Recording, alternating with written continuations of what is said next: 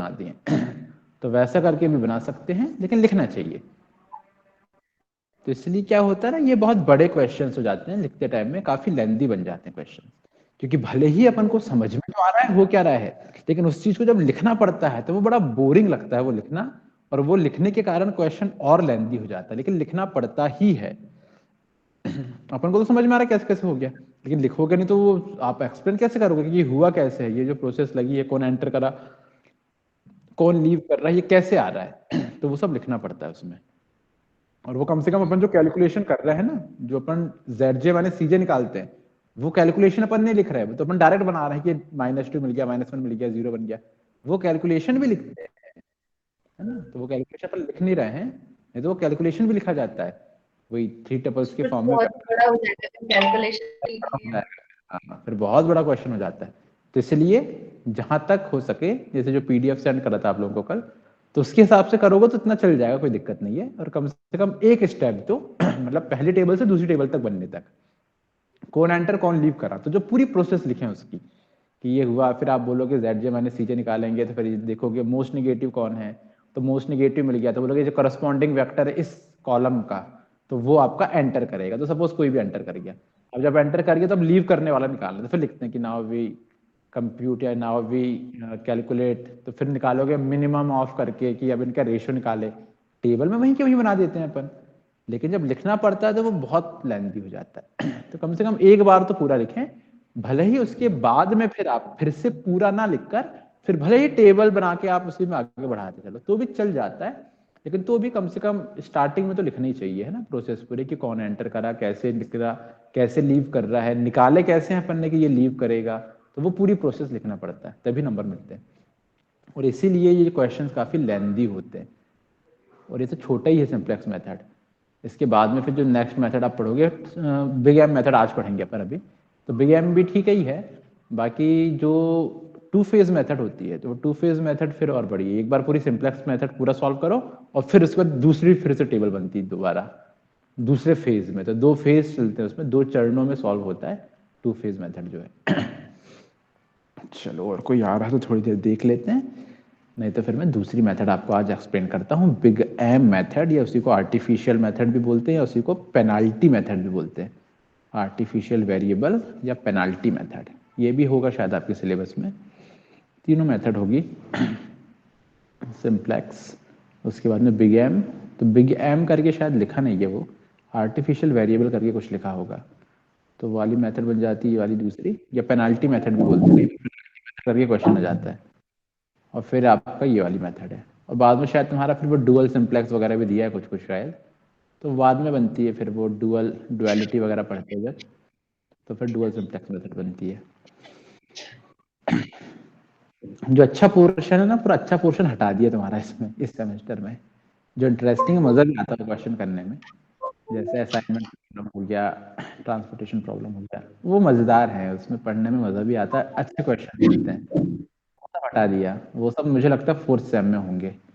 3rd same के पहले हम लोगों ने जो पढ़े 3rd सेम के सिलेबस में होता था वो सब, ये तो एक यूनिट बनती थी बस, ये 2nd यूनिट, 2 यूनिट इन दोनों से मिला के बना देते थे, और जो तुम पूरी थ्योरी पढ़ रहे हो ना, जो 2 यूनिट तुम्हारी बनाया अभी उनने, वो थ्योरी हम पढ़ते थे 4th सेम में, हमको ये सब यहाँ पे नहीं था, और वो 4th सेम में पूरी जैसे की पूरी एक पेपर यूनिट। वगैरह भी लगे थे, तो मैंने हाँ देखा था कि वो आगे पीछे हो गया है। हाँ, तो वो चीज़ उनने कर दिया, तो अच्छा इवन ही है एक तरीके। मेडिकल में भी हुआ है ऐसा।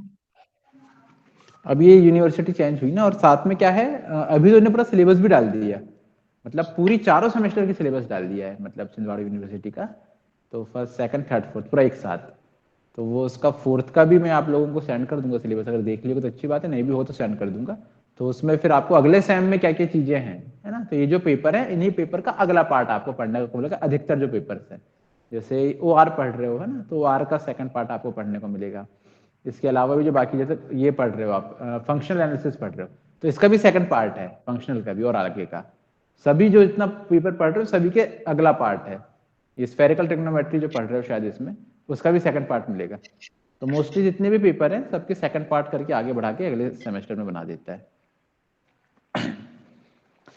चलो, मुझे लगता है आप ही दोनों लोग रहोगे, तो चलो समझते हैं, अगली मेथड है तो इस मेथड को बोला जाता है big M, big capital M, big M method बोलते हैं, या इसी को कहा जाता है penalty method, penalty method, penalty method भी बोलता है, या इसी को बोला जाता है कि आर्टिफिशियल वेरिएबल। अब बहुत कम यूज होता है ये हालांकि, लेकिन बोलते टाइम कई बार आर्टिफिशियल वेरिएबल मेथड भी बोल दिया जाता है, लेकिन बहुत रेयरली यूज होता है। ज्यादातर यूज होता है पेनाल्टी मेथड वर्ड यूज होता है, और दूसरा होता है बिग एम मेथड।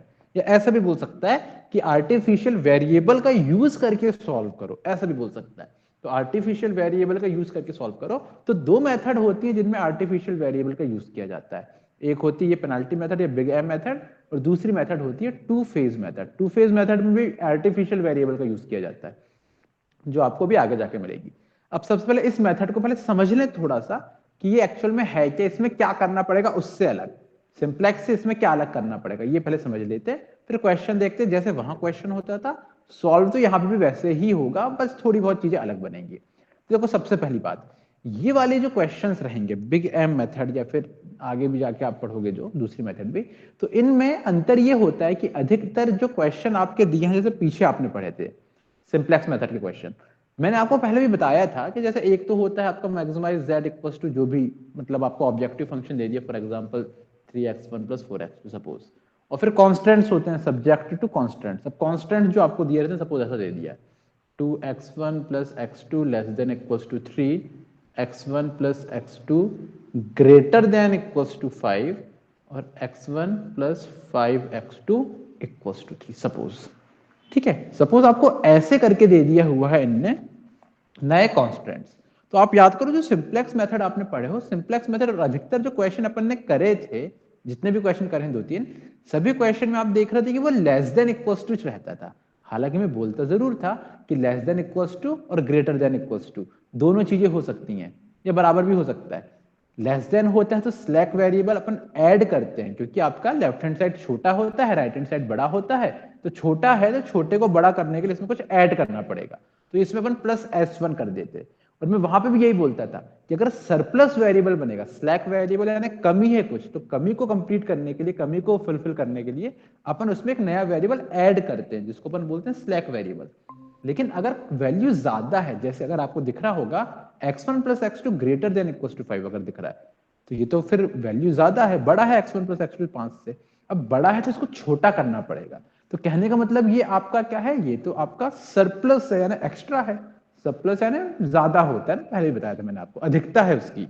तो ये ग्रेटर देन है अगर तो ग्रेटर देन को बराबर करने के लिए मुझे क्या करना पड़ेगा, इसमें माइनस करना पड़ेगा कुछ ना कुछ। तो जब प्लस करते हो तो बोलते हैं स्लैक वेरिएबल्स, जब माइनस करते तो बोलते हैं सरप्लस वेरिएबल। जो मैंने आपको पीडीएफ सेंड करा हूं, तो वो पीडीएफ में आपको दिखेगा भी, लिखी होंगी सबकी डेफिनेशन। यही सब आपका जो वो रहा होगा, जो मैंने आपको बुक की भी पीडीएफ सेंड करा था पहले, वहां भी सब डेफिनेशंस मिल जाएंगी, या आपके टीचर्स ने भी अगर आपको सेंड करे होंगे तो वहां पे भी आपको पूरी फोटो, जो मतलब अगर मैम ने सेंड करी थी, तो ये सब डेफिनेशन वहां से भी आपको शायद मिल जाएंगी। तो अभी जो इसके पीछे क्वेश्चंस करे थे सिंप्लेक्स मेथड के, तो सिंप्लेक्स मेथड के जो क्वेश्चंस होते थे ना, अधिकतर क्वेश्चन मैं बोलता जरूर था कि लेस देन ग्रेटर देन होते, उनको बराबर करते, लेकिन जितने भी क्वेश्चन सब लेस देन वाले थे, ग्रेटर देन का एक भी क्वेश्चन नहीं था। अब जो आगे की मेथड है, ये बिग एम मेथड जो है, या फिर इसके आगे जो पढ़ोगे दूसरी मेथड टू फेज मेथड, इनमें ना इनका ज्यादा इंपॉर्टेंस है, ये ग्रेटर देन या फिर इक्वल्स टू अगर दिया क्वेश्चन में, क्योंकि इन्हीं में चेंजेस होता है। लेस देन वाला तो जैसे पहले सॉल्व होता था अभी भी वैसे ही सॉल्व होगा, लेकिन अगर ग्रेटर देन इक्वल्स टू मिल रहा है या इक्वल्स टू मिल रहा है, तो इनको सॉल्व करने का प्रोसेस थोड़ी सी अलग हो जाती है इस मेथड में, जो अपन पढ़ रहे हैं बिग एम, या फिर जिसको अपन बोलते हैं पेनाल्टी मेथड। तो क्या हो रहा है मतलब समझना जरा, तो पहले मैं समझा दे रहा हूं कि इसमें होता क्या है, फिर सॉल्व कैसे होगा। तो एक क्वेश्चन फिर सॉल्व करके भी देखेंगे अपन। तो सबसे पहली बात, जब आपके जो कॉन्स्टेंट्स दिए हैं, पहले तो ऑब्जेक्टिव फंक्शन रहेगा जो भी है मैक्सिमाइज करके, और जो आपको दिए रहेंगे कॉन्स्टेंट्स, तो वो कॉन्स्टेंट्स में क्या करना है, आप पहले देखो कि ग्रेटर देन इक्वल्स टू वाला कोई कॉन्स्टेंट है क्या, या इक्वल्स टू वाला कोई कॉन्स्टेंट है क्या। तो अगर ग्रेटर देन वाला है, जैसे यही दिया है 2x1 + x2 <= तो इसमें तो स्लैक वेरिएबल लग जाएगा, इसमें बन जाएगा प्लस हो जाएगा, ये ऐसा जब इंट्रोड्यूस करूंगा तो 2x1 + x2 और +s1 = 3 हो जाएगा, इसमें तो कोई बात नहीं। अब ये जो दिख रहा है आपको, इसमें ग्रेटर देन इक्वल्स टू है, तो ग्रेटर देन इक्वल्स टू जो है ना, तो उसमें सरप्लस वेरिएबल लगेगा। सरप्लस वेरिएबल यानी बन जाएगा x1 + x2, और ये ग्रेटर देन है, ग्रेटर देन में कुछ कम करना पड़ेगा, तो माइनस S2, S1 यहाँ पे यूज हो गया, अब यहाँ पे माइनस S2, और ये तुमको इक्वल करके मिलेगा 5। और ऐसे ही आखिरी में x1 प्लस 5x2 तो बराबर 3 है, बराबर से सब कोई चेंजेस करने नहीं है, तो वैसे सब इक्वल दिया है। लेकिन क्या होता है, ये जो मेथड है पेनाल्टी मेथड या बिग एम मेथड, तो इनमें ये बोलता है कि आपको ना दो क्या कुल मिला के जितने भी वो बोले, कुल मिला के कुछ नए आर्टिफिशियल वेरिएबल्स को और इंट्रोड्यूस करना पड़ता है। मतलब स्लैक और सरप्लस तो होंगे ही होंगे, इसके अलावा कुछ एक्स्ट्रा और आर्टिफिशियल वेरिएबल्स कहता है, जिनको रिप्रेजेंट करते हैं A1, A2, A3 एटसेट्रा से, इस तरीके से। ठीक है, तो स्लैक सरप्लस अभी भी रहेंगे, और अब जहां पे आपका आर्टिफिशियल वेरिएबल एक नई चीज और आएगी। अभी आर्टिफिशियल वेरिएबल कहां पे लगाना है, तो ये याद रखने की बात है। आर्टिफिशियल वेरिएबल वहीं पे लगेंगे, यानी उसी कांस्टेंट में बनेंगे या उसी इनइक्वालिटी में लगेंगे जहां पे या तो ग्रेटर देन इक्वल्स टू हो या साफ साफ इक्वल्स टू हो। जैसे ये दोनों देखो आप, यहाँ पे ग्रेटर देन इक्वल्स टू है, तो ग्रेटर देन इक्वल्स टू है तो इसमें लगेगा आपका 1, इसमें नहीं लगेगा। ये लेस देन इक्वल्स टू था ना, इसमें कुछ नहीं करना। जो इनइक्वालिटी में ग्रेटर देन इक्वल्स टू है या फिर सीधे सीधे इक्वल्स टू है, तो उनमें आप आर्टिफिशियल जो आपके वेरिएबल है इसको नया इंट्रोड्यूस करोगे इस तरीके से। तो ये x1 plus x2 minus s2, और अब इसमें ये ग्रेटर देन थे ना, तो इसमें एक चीज और करोगे आप, प्लस a1 इक्वल्स टू 5, ऐसा बनेगा। इसी में इंट्रोड्यूस होगा ये इसमें। और ये वाला जो है ये बराबर दिया ना, इसमें भी इंट्रोड्यूस करना पड़ेगा आपको। तो x1 plus 5x2 plus a2 equals to 3, this.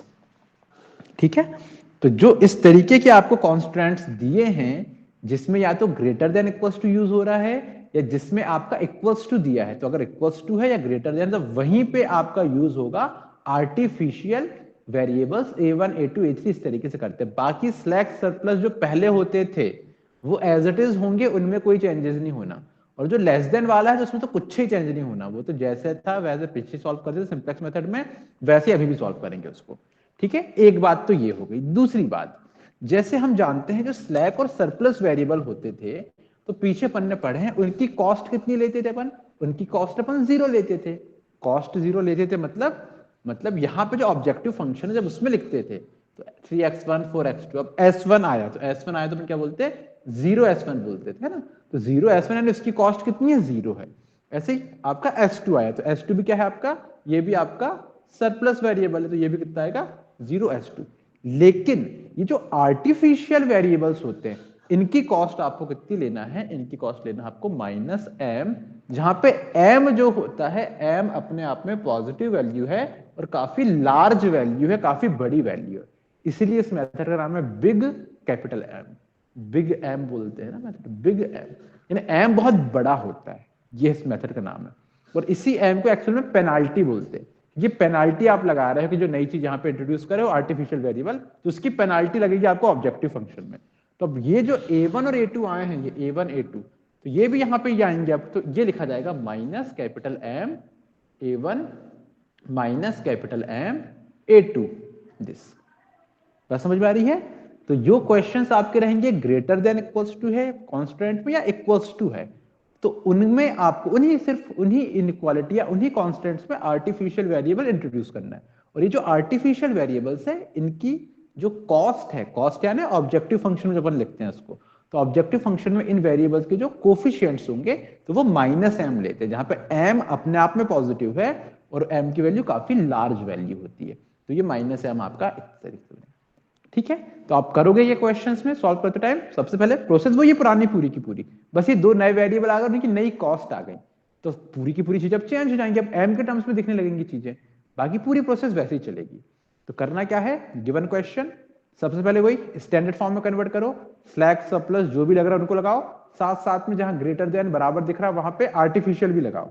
उसके बाद में पूरा का पूरा आपको ऑब्जेक्टिव फंक्शन बनेगा, पूरा का पूरा एक नया क्वेश्चन बन जाता है, जिसको अपन बोलते हैं मॉडिफाइड सिस्टम ऑफ इक्वेशंस करके। ये जो प्रॉब्लम है उसका मॉडिफाइड फॉर्म वो पूरा बन जाएगा।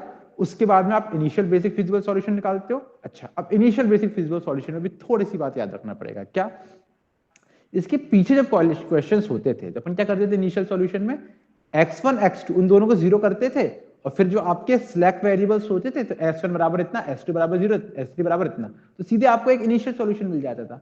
यहां पे क्या होगा, जैसे अब यही दिया, सपोज यही ये कन्वर्ट होकर इतना आया, अब जहां से मैं इनिशियल सॉल्यूशन निकालूंगा ना, तो x1 इक्वल्स टू 0, ठीक है, x2 इक्वल्स टू 0, ठीक है, और साथ में जो ग्रेटर देन वाला बन रहा है यानी जो सरप्लस वेरिएबल है, तो सरप्लस वेरिएबल को भी 0 मानते हैं। कहने का मतलब जब यहां पे आप पुट करोगे तो x1 भी 0 है, x2 भी 0, और साथ में जो सरप्लस सरप्लस यानी कौन सा है, s2, ये भी 0 आएगा। तो आपको इनिशियल सॉल्यूशन क्या मिलेगा, इनिशियल सॉल्यूशन मिलेगा तुमको इनिशियल बेसिक फिजिकल सॉल्यूशन। तो s1 इक्वल्स टू 3, ये दोनों 0 0 हो गए, फिर यहां से ये दोनों 0 हो गए, और s2 भी 0 हो जाएगा, क्या मिलेगा, a1 मिलेगा। तो a1 इक्वल्स टू 5, और ये यहां से नीचे ये दोनों 0 हो गए, तो a2 इक्वल्स टू 3। तो ये एक चीज आपको और याद रखना है, खासकर ग्रेटर देन जहां पे आ रहा है, यानी जहां पे सरप्लस वेरिएबल यूज हो रहा है वहां पे सरप्लस को भी 0 माना इनिशियल सॉल्यूशन के टाइम पे, यानी वो आर्टिफिशियल वेरिएबल के टर्म्स में वैल्यू मिलेगी। जो पहले s1 s2 s3 के लिए मिलते थे ना आपको स्टार्टिंग जब करते थे कि इतनी वैल्यू बन गई, वैसे यहाँ पे आपको आर्टिफिशियल वेरिएबल के टर्म्स में आंसर लाना पड़ता है।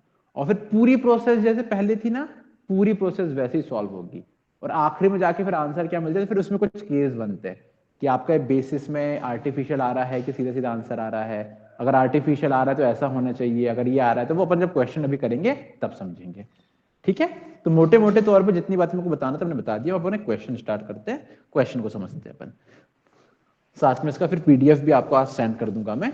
और मैं पहले बता दिया हूँ, कल भी आपको बताया था मैंने कि पीडीएफ जो है वो उनमें दिक्कत ये है, वो पुराने उसके नोट्स हैं, पुराने नोट्स हैं, तो उसमें जो नोटेशन यूज हो रहे हैं, नोटेशन थोड़े से डिफरेंट लगेंगे आपको, है ना। जैसे मैंने आपको सेंड कर, तो y1 y2 y3 लिखा है, y भी लिखा है, x भी लिखा है, जबकि अपन जो पढ़ रहे हैं x1 x2 s3 लिखते हैं, s1 लिखते हैं, s2 लिखते हैं। तो उसमें कंफ्यूज मत होना, जैसे वो है वैसे ही है, अपने हिसाब से आप जो कॉन्सेप्ट समझ रहे हो बस कॉन्सेप्ट को समझो, थोड़ा बहुत आपको जो नोटेशन है उसको अपने हिसाब से अरेंज कर लेना आप। चलिए अब एक क्वेश्चन लिख रहा हूं मैं, क्वेश्चन समझाता हूं। अच्छा एक बात और, क्वेश्चन हमेशा नाम से देगा आपको, है ना, कि solve by big M method या सॉल्व बाय पेनल्टी मेथड, और फिर प्रॉब्लम दे देगा मैक्सिमाइज z इक्वल टू इतना और पूरी चीज नाम से ही देगा। अगर नहीं देता है नाम से, आपके ऊपर, आपको जिस मेथड से करना है कर लो फिर, ठीक है, लेकिन ऐसा होगा नहीं, आपको क्वेश्चन नाम से देगा। तो क्वेश्चन है ये वाला कि use big M method to solve maximise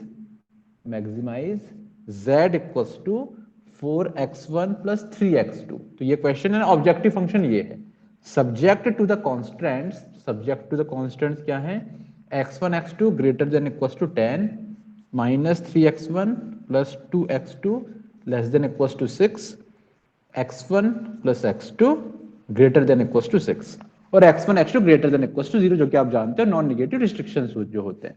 ये आपको क्वेश्चन दे दिया है, ठीक है। अब आपको बोल रहा है साफ साफ कि इस क्वेश्चन को बिग एम मेथड या पेनाल्टी मेथड से सॉल्व करना है।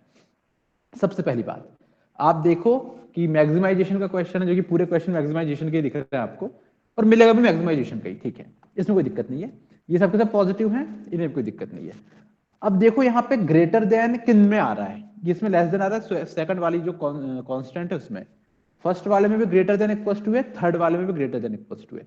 तो पहला काम तो ये करेंगे, स्लैक और सरप्लस वेरिएबल आपके लगेंगे, पहले वाले में माइनस s1, दूसरे वाले में प्लस s2, तीसरे वाले में माइनस s3। एक बात, दूसरी बात, आर्टिफिशियल वेरिएबल भी यूज होंगे। तो आर्टिफिशियल कहां पे लगते हैं, सिर्फ ग्रेटर देन इक्वल्स टू वाले में, या बराबर है साफ साफ तो उसमें लगते हैं। तो पहले वाले में लगेगा एक a1, और तीसरे वाले में लगेगा एक आपका a2। तो पूरा जब यहां पे पुट करूंगा तो ये कैसे कन्वर्ट होगा, ये कन्वर्ट होगा 2x1 plus x2 minus s1 plus a1 equals to कितना है, ये 10 है, इतना बन जाएगा।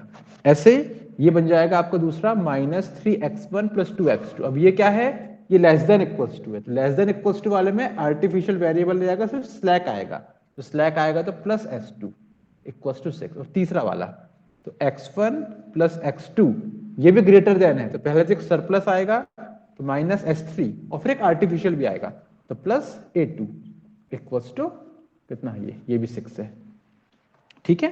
तो इस तरीके से आपका बन जाएगा ये x1 plus x2 minus s3 plus a3 equals to a2 equals to 6। अब देखो एक बात, जो मैंने तुमको पीडीएफ सेंड करा था है ना पीछे, और अभी भी पीडीएफ जो सेंड करूंगा, तो उनमें क्या मिलेगा तुमको, उनमें ये जो a1 है या s1 है या s2, ये नहीं दिखेगा तुमको। तुमको दिखेगा जैसे s1 है तो s1 ना होकर वहां पे x3 लिखेगा वो, क्योंकि जो पुराने नोट्स हैं, पुराने बुक के कांति स्वरूप की बुक से पढ़े हम लोगों ने, उस बुक में s1 s2 s3 ना देके x1 x2 आ गया तो उसके आगे बढ़ा देता था फिर, तो S1 S2 S3 ये ना होके वहां पे मिलते थे X3 X4 X5। तो उसमें ना दिखता नहीं है कि कौन सा स्लैक है कौन सा सरप्लस है, ये तो लगते हैं जो है वही है, X1 X2 X3 वही बढ़ गए आगे। तो ऐसा नहीं करना चाहिए, इसलिए आपको पढ़ा भी रहा हूं अभी स्टार्टिंग से ही, तो S1 S2 करके ही पढ़ा रहा हूं मैं। हाँ, आर्टिफिशियल A1 A2 करके रहेंगे, उसमें दिक्कत नहीं है। ठीक है, तो इतना बन गया। अब आपका जो मॉडिफाइड इक्वेशन बनेगा, तो मॉडिफाइड जो प्रॉब्लम बन गई, तो वो प्रॉब्लम कैसे बन जाएगी, इसी चीज को यहां मिटा के मैं फिर से लिख देता हूं, क्योंकि फिर टेबल बनाते टाइम वो काम पड़ेगा। तो सबसे पहली बात, आपका ऑब्जेक्टिव फंक्शन, तो objective function z equal to 4x1 plus 3x2, और साथ में फिर कितना, साथ में फिर प्लस में 0s1 plus 0s2 plus 0s3। तो पूरे पहले स्लैक सरप्लस सब आ गए, और उसके बाद में अब आपके आर्टिफिशियल कौन है, A1 और A2। तो उनकी कॉस्ट जीरो नहीं, उनकी कॉस्ट कितनी होती है, माइनस एम। तो minus M into A1 minus M into A2। ठीक है, ये चीज भैया याद रखने वाली है ना, ये मेथड का फॉर्मेट ही है। इसी तरीके से वाले क्वेश्चन सॉल्व होते हैं बिग एम मेथड। तो जो आपने आर्टिफिशियल वेरिएबल यूज करे हो, उनकी कॉस्ट कितनी लेना है, माइनस एम लेना है। इतनी चीज आपकी बन गई। अब जरा इसका आप क्या बनाओ, तो एक तरीका ये होता है पहले कि चाहे तो इसको पूरा मॉडिफाइड सिस्टम में लिखो। तो पूरा मॉडिफाइड सिस्टम में कैसा बनेगा, ये मैं नहीं लिख रहा हूं, आपको बता भर दे रहा हूं। तो जैसे कितने टोटल वेरिएबल लग गए तुमको, तो टोटल वेरिएबल कितने हो गए, x1 x2 पहले गिवन, फिर 3 लग गए स्लैक सरप्लस, तो S1 S2 S3 3 3 तो 5, और A1 A2 यानी टोटल 7 हो गए। तो हर एक जो आपका कांस्टेंट है उसको भी सातों के टर्म्स में लिखो, मतलब 2x1 प्लस x2, फिर क्या लग रहा है, माइनस S1, फिर S2 भी है S3 भी है, तो plus 0s2 plus 0s3 plus A1 plus 0a2, ऐसा लिखो इक्वल्स टू 10। तो पूरे सातों के टर्म्स में आ गया ये। फिर दूसरा वाला भी ऐसे ही लिखा, क्या है ये, minus 3x1 plus 2x2 plus S2 equals to, इतना लिखा है। आप सबके फॉर्म में लिखो उसको, 3x1 प्लस 2x2 प्लस, अब S1 आएगा तो 0s1 plus S2 plus 0s3 plus 0a1 plus 0a2 equal to 6। और ऐसे फिर तीसरा वाला, क्योंकि जब टेबल बनाऊंगा ना, तो टेबल में पूरे के पूरे लिखना पड़ेगा। जो पहले टेबल तुम्हारी बन रही थी कि मैट्रिक्स अगर बनाते तो 2 वो और 3, तो ये 5 क्रॉस 5 का बनता, अगर यहां पे आपका वो और बड़ा बन जाएगा। ठीक है, चलिए देखिएगा, मैं टेबल बना रहा हूं इसकी। तो टेबल बनाने से पहले अपन क्या करते हैं, पहले इनिशियल बेसिक फिजिबल सॉल्यूशन। तो इनिशियल बेसिक फिजिबल सॉल्यूशन कैसे निकालेंगे, x1 x2 0, साथ साथ में सरप्लस वेरिएबल जो है, तो सरप्लस कौन कौन है, S1 और S3, ये भी जीरो होंगे। तो आपको इनिशियल सॉल्यूशन क्या मिल जाएगा, इनिशियल सॉल्यूशन मिल जाएगा पहली वाली इक्वेशन से, ये निकल जाएगा आपका A1 इक्वल्स टू 10, फिर यहां दूसरे वाले से मिल जाएगा आपको S2 इक्वल्स टू 6, और तीसरे वाले से मिल जाएगा A2 इक्वल्स टू 6। ठीक है, तो ये बन गया आपका initial basic feasible solution, A1 equals to 10, S2 equals to 6 और A2 इक्वल्स टू 6। अब आप ये बनाओ, अब बनाओ आप सिंप्लेक्स टेबल। अब जरा टेबल को देखो, आप टेबल कैसे बनेगा। टेबल तो सबसे पहले तो होता है यहाँ पे सामने CB, है ना, फिर होता है बेसिस। बेसिस को ही आपको जो नोट सेंड करा था उसमें YB लिखा था, वही बेसिस होता है। फिर होता है XB, XB के ऊपर होते हैं CJ यानी कॉस्ट। अब इसके बाद XB के बाद पूरे वेरिएबल्स, तो भैया 7 वेरिएबल है अब, तो पूरे लिखो यहाँ पे। तो क्या, x1 x2, फिर क्या दोनों थे, है ना, फिर S1 S2 S3, और फिर A1 A2 भी, तो A1 A2 ये पूरे लिख गए। आखिर में जाके आपका रेशियो रहता है। तो टेबल जब बनेगी तो ये पूरे रेशियो के लिए थोड़ी सी जगह छोड़ें, XB बेसिस और CJ यानी कॉस्ट के लिए ऊपर ऐसा बना दिए। अब रखो पूरी वैल्यू, कौन कौन आ रहा है बेसिस में, अभी बेसिस में आ रहा है A1 S2 और A2, तो बेसिस में A1 S2 और A2। ठीक है, XB यानी इनकी वैल्यू, तो A1 की वैल्यू कितनी मिली है, 10 मिली है, इसकी वैल्यू 6, इसकी वैल्यू भी 6। पूरे जो वेरिएबल्स हैं उनकी कॉस्ट, तो कॉस्ट यानी ऑब्जेक्टिव फंक्शन में देख के रखोगे। तो x1 का कोफिशिएंट कितना है 4, x2 का कोफिशिएंट ऑब्जेक्टिव फंक्शन में जो मैक्सिमाइज z करके लिखा रहता है ना, वहां से देखते हैं। x2 का 3 है, S1 S2 तो ये दोनों तीनों 0 0 0। A1 की कॉस्ट आर्टिफिशियल है, आर्टिफिशियल के लिए -m, A2 के लिए भी -m। और आखिरी में यहाँ पे जो रेशो बनेगा वो रेशो के लिए अपन ने डब्बा छोड़ दिया। ठीक है, यहां तक अपन आ गए। टेबल जैसी बनती है वैसी टेबल अभी भी बन रही है। दिखाई दे रहा है कि नहीं दे रहा है? ये नेट तो ठीक चल रहा है वैसे मेरी तरफ से। दिख रहा है। दिख रहा है ना, चलिए अच्छी बात है। अब इसके बाद में ये बेसिस जो बना, इसके बाद में अपन क्या लिखते हैं, इनकी कॉस्ट लिखते हैं।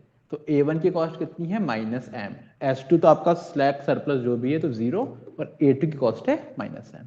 इतना आपने बना लिए। अब इसके बाद क्या होता है, इसके बाद आप निकालते हो नीचे ZJ - CJ, जिसको डेल्टा जे बोलते हैं। अब डेल्टा जे कैसे निकलता है, तो डेल्टा जे निकलता है यहां से और ये। तो भैया इनकी वैल्यू भी रखो आप अंदर पूरा, तो रखो पहली जो है 2x1 + x2 से मिल जाएगा 2x2 कितना है 1, s1 कितना है -1। अब s2 है नहीं तो 0, s3 भी नहीं है तो 0, a1 है 1, a2 है कितना 0। नेक्स्ट 3x1 तो -3 2, फिर s2 है डायरेक्ट तो ये 0 हो गया, ये 1 हो गया। s3 यहाँ पे है नहीं तो 0, a1 भी नहीं है, a2 भी नहीं तो 0 0। फिर तीसरे वाले में देखोगे तो x1 1 है, x2 भी 1 है, s3 -1 है तो ये 0 0 -1, और a2 आ रहा है तो ये भी 1 0 और a2 में 1। ये आपकी बन गई पूरी टेबल। अब जब ये पूरी टेबल बन गई तो अब आप क्या निकालोगे, डेल्टा जे निकालोगे। डेल्टा जे मतलब क्या होता है, डेल्टा जे मतलब ये जो सीबी है। अब इसमें जब पीडीएफ सेंड करूंगा ना तो इसमें कैलकुलेशन भी लिखा रहेगा, क्योंकि आपको समझ में तो आए कैलकुलेशन। तो सीबी क्या बना है तुम्हारा, सीबी अगर वेक्टर के फॉर्म में लिखो या 3 टपल्स के फॉर्म में लिखो तो ये ऐसा बन रहा है, ये बन रहा है -m 0 -m। ठीक है, तो जब मैं पहले ये बनाऊंगा ये वाला, यानी जो x1 के नीचे वाला जो कॉलम है, यहां पे वैल्यू कितनी आएगी, जिसको अपन बोलते हैं डेल्टा जे, zj - cj। तो z1 - c1 जो निकालेंगे ये यहाँ पे जो मतलब इसके नीचे जो आएगा तो वो निकलेगा cb × x1। x1 कितना है, x1 है 2 - 3 1, ये जो कॉलम वेक्टर है ना इनको, तो ये cb तो इतना है, और x1 कितना है, x1 है 2 - 3 1। तो कैलकुलेशन ऐसे होता है। तो आप जो पहली वैल्यू निकालोगे यानी z1, जिसको डेल्टा 1 बोलेंगे, तो डेल्टा 1 यानी z1 - c1, तो ये निकलेगा cb × x1 - c1। अब cb × x1 मतलब क्या, -5 -m 0 -m और 2 - 3 1, और उसमें माइनस करोगे आप कितना 4। उसी चीज को मैं यहीं कहीं जो दिखाता था वैसे दिखाऊंगा अभी भी। तो -m × 2, तो ये मिल गया तुम्हारा तो -2m, फिर प्लस 0 × -3 तो 0 हो गया, फिर प्लस -m × 1 यानी -m, और फिर -c1 तो माइनस में कितना है 4, तो ये मिल जाएगा आपको -3m - 4। अभी पीछे जो क्वेश्चंस होते थे ना वहां पे m नहीं होता था, वहां पे वैल्यू होती थी, तो वो सॉल्व होने में ना बड़ा आसान लगता था कि 0 × इतना, पहली बार तो पूरे 0 होते थे s1 s2 s3, तो सीधे सीधे वो जो आपकी कॉस्ट लिखी ना वही माइनस में जाती थी नीचे। यहाँ पे ऐसा नहीं हो रहा है, यहाँ पे m के टर्म्स में आएगा, और इसलिए कैलकुलेशन थोड़ा सा और कठिन हो जाता है इसमें आके। तो ये मिल गया मेरे को यहाँ पे -3m - 4, ये पहले वाले के लिए। अब दूसरे वाले के लिए देखो, -m × 1 यानी -m, फिर 0, फिर -m × 1 यानी -m, तो -2m हो गया, -2m और फिर -3, तो दूसरा मिल जाएगा -2m - 3। तो जगह कम पड़ने लगी इसमें मेरे को, तो ये ऐसा बना डब्बा बना दे रहा हूँ मैं। तो पहले -3m - 4 और दूसरा -2m - 3। अब तीसरे वाले के लिए -m - 1 तो +m, 0 0 और ऊपर 0, तो ये +m बन गया। फिर नीचे ये वाले के लिए तो 0 0 0 0, तो ये 0 आ गया। फिर अगले के लिए S3 के लिए, S3 के लिए फिर देखोगे आप तो 0 0 और +m, तो ये +m आ गया। अब A1 के लिए तो -m 0 0 -m, ये हो जाएगा 0, और आखिरी वाले के लिए 0 0 -m -m ये भी हो जाएगा आपका 0। तो आप अगर देखोगे पूरे उसमें तो आपको ये दिख रहा होगा -3m - 4 और -2m - 3, फिर m दिख रहा है, 0 दिख रहा है, m दिख रहा है और 00 दिख रहा है। इस तरीके से आपको इतना मिल गया। अब इसके बाद अपन क्या करते थे, अपन देखते थे कि कौन सा जो वेरिएबल है आपका वो एंटर करेगा। तो एंटर कैसे चेक करते थे, एंटर चेक करते थे अपन, क्वेश्चन जो है ना -4, अरे यार ये क्वेश्चन जो है ना मिनिमाइजेशन का है, मैं जो मैक्सिमाइजेशन में बता रहा हूँ ना आपको, ये क्वेश्चन ना मिनिमाइजेशन का था। ठीक है, तभी -4 आया, देख लो जरा, सुधारना पड़ेगा थोड़ा सा। क्वेश्चन जो है ना मैंने मैक्सिमाइजेशन का बताया ना तुमको, मैक्सिमाइजेशन का नहीं है, ये मिनिमाइजेशन का क्वेश्चन है, मिनिमाइजेशन। तो जो मिनिमाइजेशन का क्वेश्चन होता है ना, मैंने पहले भी बताया था कि मिनिमाइजेशन वाले क्वेश्चन को अपन को पहले मैक्सिमाइजेशन में कन्वर्ट करना पड़ता है। तो कैसे कन्वर्ट करते हैं, जो z दिया है उसमें पूरे में माइनस का मल्टीप्लाई कर देते हैं।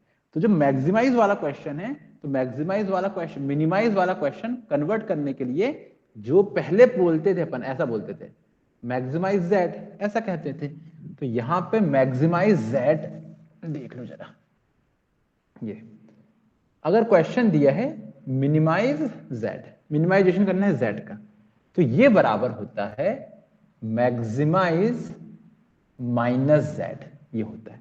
ऑब्वियस बात है, आपको z को छोटे से छोटा करना है, तो z को छोटे से छोटा करना है जब, तो उसकी नेगेटिव वैल्यू को बड़ा कर दो आप। ऑब्वियस बात है, जैसे -4 है, -4 है और एक वैल्यू -2 है, तो -4 है और -2 है, तो -4 ज्यादा नेगेटिव यानी ज्यादा छोटी वैल्यू है। तो यही बोल रहा है कि अगर z को मिनिमाइज करना है ना, तो आप एक काम करो, -z को मैक्सिमाइज करो। तो कहने का मतलब ये है कि जो मैक्सिमाइजेशन का क्वेश्चन है, तो मैक्सिमाइजेशन का क्वेश्चन तो एज इट इज होता है, लेकिन जो मिनिमाइजेशन का क्वेश्चन है, तो उसमें जो भी ऑब्जेक्टिव फंक्शन दिया है उस ऑब्जेक्टिव फंक्शन में माइनस का मल्टीप्लाई कर देते हैं। तो ये जो क्वेश्चन दिया था ना 4x + 3x करके, 4x1 + 3x2, तो ये मिनिमाइजेशन का क्वेश्चन था। तो मैक्सिमाइजेशन में कन्वर्ट करते टाइम ये हो जाएगा -4x1 - 3x2, ऐसा क्वेश्चन बन जाएगा ये -z करके, और -z को ये बोल देता है वो z*, ऐसा बोल देता है। ठीक है, तो अब ध्यान नहीं गया मेरा भी कि क्वेश्चन एक्चुअल में है मिनिमाइजेशन का। तो मिनिमाइज z करके बोल रहा है जो क्वेश्चन, तो मैं बोलूंगा उसको मैक्सिमाइज -z। तो मैक्सिमाइज -z यानी जो क्वेश्चन गिवन है ऑब्जेक्टिव फंक्शन, वो z में आप पूरे में माइनस का मल्टीप्लाई कर दोगे, तो नया क्वेश्चन बनेगा आपका z* करके, और z* मिलेगा आपको -z यानी -4x1 - 3x2। ठीक है, तो ये जो कॉस्ट बन रही है ना, इनमें भर जो 4 और 3 थे, ये 4 और 3 आप ही बनेंगे -4 और -3। देखा नहीं मैंने, क्योंकि पूरे क्वेश्चन मैक्सिमाइजेशन वाले थे, इसलिए वहीं पे, हालांकि बोला जरूर था कि सर चलो यही देखते हैं कि स्टैंडर्ड फॉर्म में बनाओ, मैक्सिमाइजेशन का होना चाहिए, इधर जीरो नहीं होना, नेगेटिव नहीं होना चाहिए, प्रोसेस पूरी वही रहेगी। ठीक है, तो अच्छा वो दिख भी गया एक क्वेश्चन, ताकि आपको क्लियर भी हो गया कि मैक्सिमाइजेशन मिनिमाइजेशन कैसे सॉल्व होता है। तो करना क्या है, जो भी क्वेश्चन है मिनिमाइजेशन का, उसको कन्वर्ट करते हैं मैक्सिमाइजेशन में, कैसे, z में माइनस का मल्टीप्लाई करके। तो z बराबर क्वेश्चन दिया है 4x1 + 3x2 मिनिमाइजेशन, तो आप z ना करके आप -z कर दो उसको, तो क्वेश्चन कन्वर्ट हो जाएगा maximize z* equals to -z equals to -4x1 - 3x2, this, ये क्वेश्चन कन्वर्ट हो गया। और फिर आपने जो कुछ करे वो सब इसमें हो रहा है अब। ठीक है, इतना।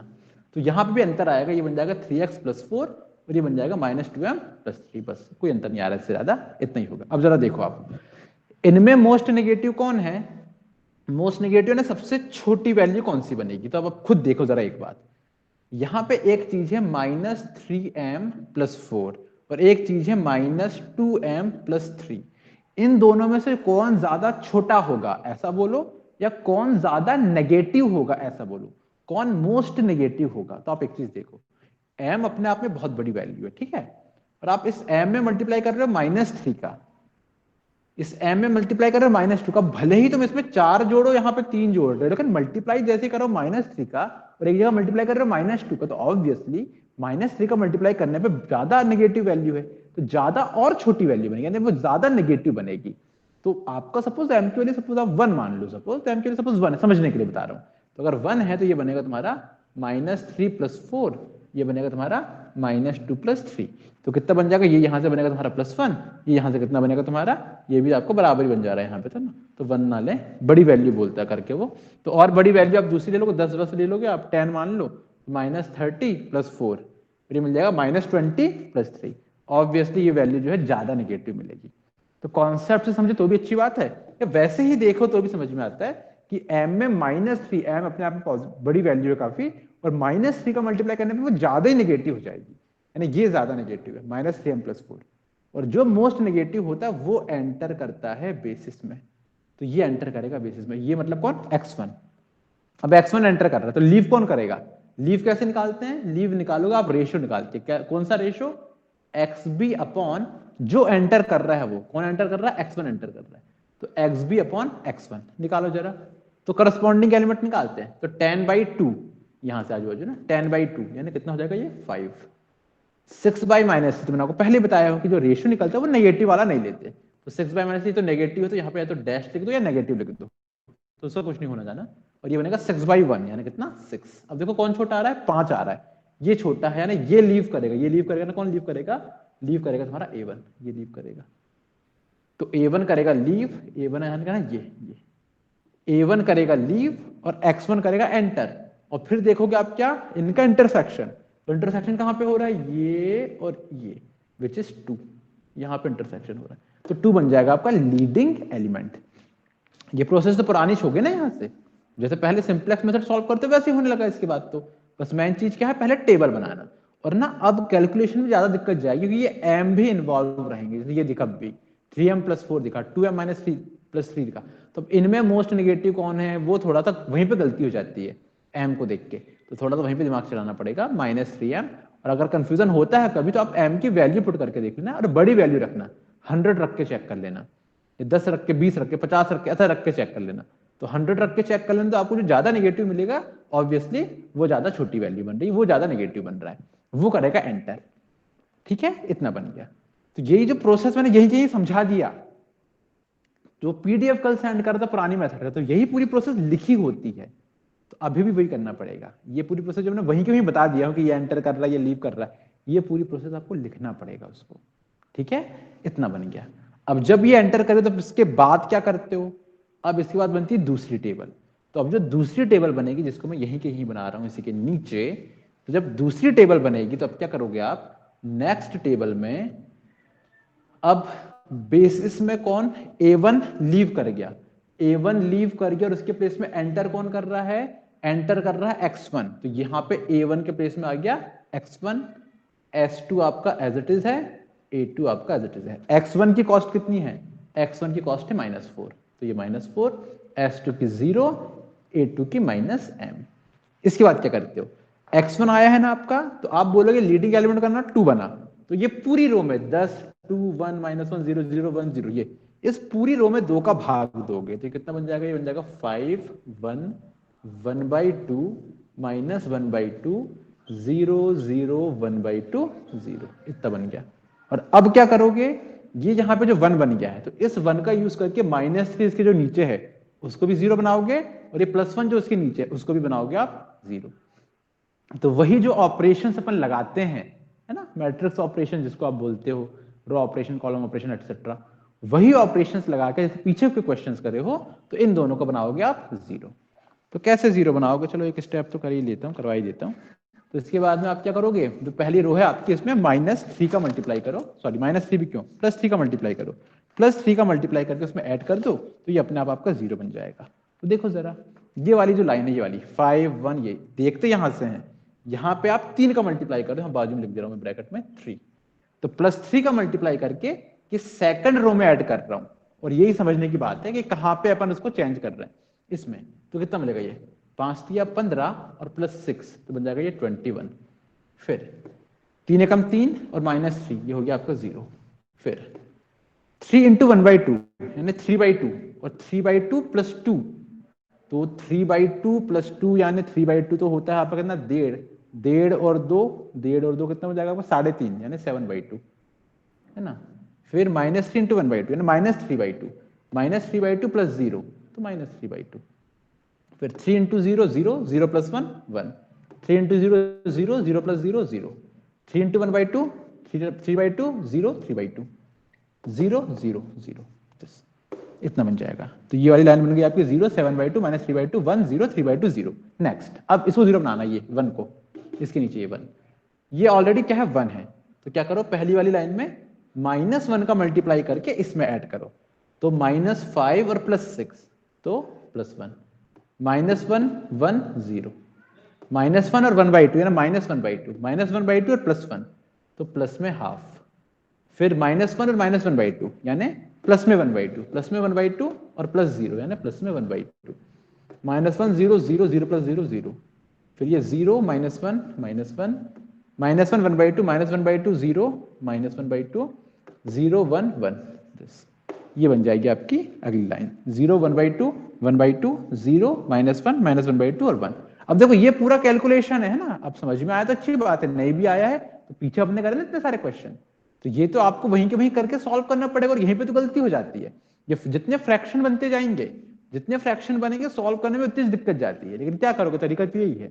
अब जब इतना हो जाएगा फिर क्या निकालोगे आप, फिर से निकालोगे डेल्टा जे, फिर निकालो डेल्टा जे, कैसे निकलेगा, अब यहां से -4 इंटू 1 यानी -4, 0 0 -3m+4, तो कितना बन जाएगा ये -4, और फिर उसमें माइनस कर रहे हो 3m-4, तो -4 + 3m-4, तो बन जाएगा कितना, ये प्लस में 3m और -8 बन जाएगा क्या, कितना बन रहा है ये 0 बन रहा है -4। अच्छा यार गलत लिखा ना, ये कॉस्ट है, ये उल्टा देख दिया, यहाँ से देख दिया मैंने, इसको मिटाई देता हूँ, कंफ्यूज करेगा नहीं तो। ये कॉस्ट तो ये लिखी ऊपर, ये लिखी कॉस्ट, तो ये -4 0 0 और ये -4, तो -4 -0 हो गया। फिर ये -4 इंटू 1/2 यानी माइनस में 2 0 और m/2, तो कितना बन गया। अब ये कैलकुलेशन, ये दिक्कत है ना, अब जितना जितना ये बनेगा ना कैलकुलेशन उतना दिक्कत करते जाएगा। तो कितना बन रहा है -4 इंटू 1/2 यानी -2, फिर ये हो गया 0, फिर -m इंटू 1/2 यानी -m/2, और फिर माइनस करके ऊपर माइनस, तो माइनस माइनस +3, तो मिल जाएगा ये +1 -m/2, +1 -m/2। फिर नेक्स्ट ये -4 इंटू 1/2, तो प्लस में 2, फिर ये 0, तो प्लस में 2, फिर 0 और माइनस में m/2, और ऊपर कितनी कॉस्ट है इसकी 0 है, तो ये मिल जाएगा 2 -m/2, मिल भी रहा है कि नहीं मिल रहा पता नहीं, 0 कहाँ से आ गया इसका, -4 1/2, फिर ये 0 है और 1/2 है, गलत लिखा है, इतना ही आएगा, देख लेना अपने हिसाब से। फिर ये -4 0 0 0 0, फिर ये 0 0 -m, ऊपर 0 है तो -m +m, तो +m हो गया। फिर ये आपको -4/2, तो प्लस में माइनस में 2, फिर ये 0 और प्लस में m/2, तो ये प्लस में 2 + m/2 और माइनस माइनस प्लस m बन जाएगा, तो +m शायद आ रहा है ये माइनस में 2 + 3m/2 आ रहा है, देख लेना आप अपने हिसाब से, और आखिरी वाला 0 आ रहा है। अब इनमें देखोगे फिर से मोस्ट निगेटिव कौन सा है, तो इनमें फिर देखो कि सबसे ज्यादा निगेटिव काय में आ रहा है, जो सबसे निगेटिव आएगा वो करेगा एंटर, जो आपका पॉजिटिव आ रहा है वो आपका करेगा लीव, ठीक है।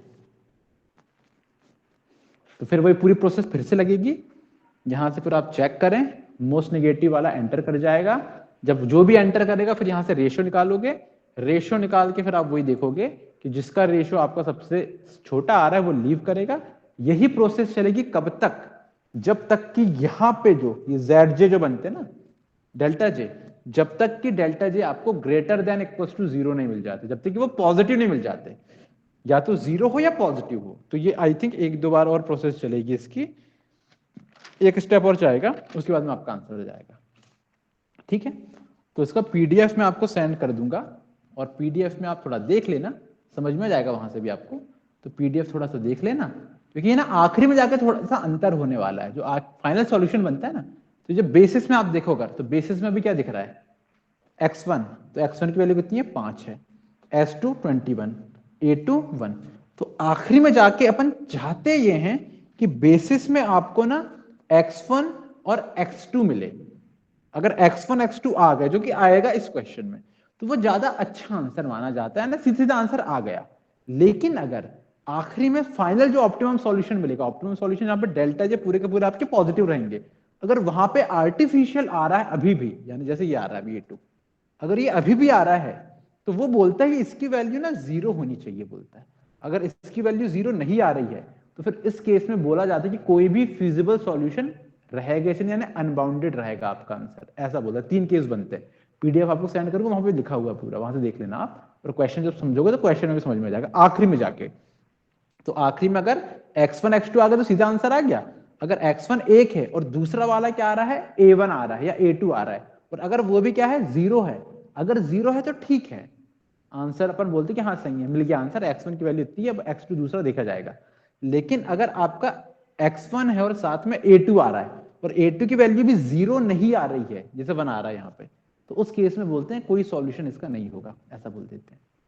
तो 3 केस बनते हैं, 3 टाइप के सॉल्यूशन बनते हैं। एक जो सॉल्यूशन आपको एग्जैक्ट x1 x2 की सीधी वैल्यू मिल जाएगी, एक रहेगा कि एक ही मिल रहा है, दूसरा वाला जो है तुम्हारा आर्टिफिशियल है, आर्टिफिशियल वैल्यू लेकिन 0 है। तो आर्टिफिशियल वैल्यू अगर 0 है तो ठीक है, फिजिबल सॉल्यूशन है वो भी। लेकिन अगर आपका यहाँ पे आंसर जो है आर्टिफिशियल आ रहा है और आर्टिफिशियल जो है वो 0 नहीं है, तो बोलते हैं इसका कोई सॉल्यूशन ही नहीं मिलेगा इस क्वेश्चन का। ठीक है, तो पीडीएफ सेंड करूंगा, उसमें आप देख लेना। और कोई दिक्कत होगी तो अब कल मेरी क्लास तो सीधे मंडे को लगेगी अब अगले, तो उस टाइम देख लेंगे, या फिर मैं बीच में आपको पीडीएफ सेंड कर दूंगा। कोई क्वेश्चन होगा तो आप मुझे व्हाट्सएप कर देना। ठीक है, मिलते हैं बाद में।